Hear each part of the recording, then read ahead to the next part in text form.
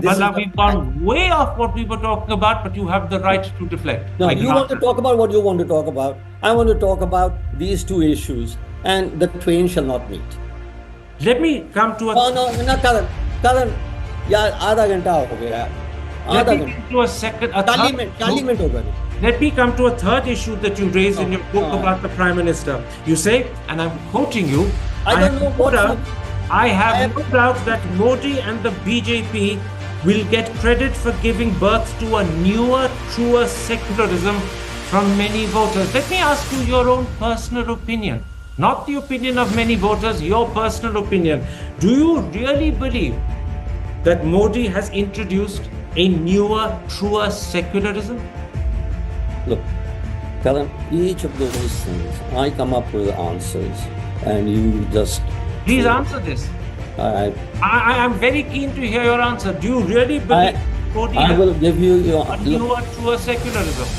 You don't let me answer the previous question. You come to a new question. Now you want my personal opinion rather than what is in the book. But hang on a second. In the book, you say from many voters, which is why I'm saying many voters may believe that Mr. Modi has come up with a newer, truer secularism. Yes. I'll just point out that many voters is not most voters, but I want to know whether the author, you yourself, believes that Modi has come up with a newer, truer secularism. What is your personal opinion? My personal opinion, I try to give my reading of the data. You don't let me speak. You don't let me finish. And now you want to come to my personal opinion for use what you would put to, I do not know. But you'll hear what you put it to as soon as you answer the question. Yeah. I'm saying what I said. Again, first, in terms of a modern India and a secular India, that their biggest story in the book is about economics, welfare. And that is very much, if you don't have growth, and if large sections of the population are not benefiting from growth, I don't know how you can achieve a modern India. Second, what about newer, truer secularism? Do you believe Mr. Modi has introduced a newer, truer secularism? Yes, I do, but it doesn't matter. No, what I believe. You're saying you do believe he's introduced a newer, truer secularism? Yes. It's a different version, or not a different interpretation of secularism, which means that there is less appeasement and more redistribution. Secularism has to do with people uniting together in economic progress. I'll give you one last... Just a moment. I just want you to confirm I've heard you correctly. Do you believe Mr. Modi has introduced a newer, truer secularism? You do believe that? I do believe that Modi's consistent appeal is to a modern India and aspiring India, an India that wants to benefit the poor via distribution on the basis of income, not on the basis of birth record. What about newer, truer secularism? Those are the words. I do believe that second thing I believe is the dictum that economics determines elections, and investment in both physical and human capital determines growth and increase in welfare. And what about go to the voting booth to a newer, truer secularism? Yeah. Do you personally believe, Mr. Modi? What will you cut out and what will you put in? But answer me a question and you'll find out what I'm going to ask. Because you don't let me finish. No. Just answer. Do you believe Mr. Modi? Just answer. Do you let me finish? We can have a private conversation. If you answer the question. I'm happy to have a private conversation where we can have all the arguments, etc. But this, I'm trying to present what my case, which is there in the book, of my analysis of the data, and you're not even letting me address that unemployment today is the lowest. No, I'm not talking about unemployment. I'm asking you. I am talking about unemployment. That has to do with economic welfare. I'm asking the question, and I've asked you a different question. Please hear it again. You write, and I'm quoting you. I have no doubt that Modi and the BJP will get credit for giving birth to a newer, truer secularism from many voters. And I'm saying many voters give Modi credit for that. Do you give him credit for introducing a newer, truer secularism? Yes or no? No. Why should I answer your yes and no when you don't even allow me to answer the other questions of whether employment has gone up or gone down, Because we unemployment has moved gone up on. or gone down. We moved on. We can't carry on with what happened over questions 2, 6, 4, and 5. Karan Thaper is done because Karan Thaper believes he is done because he will have his views and not allow the other person's views.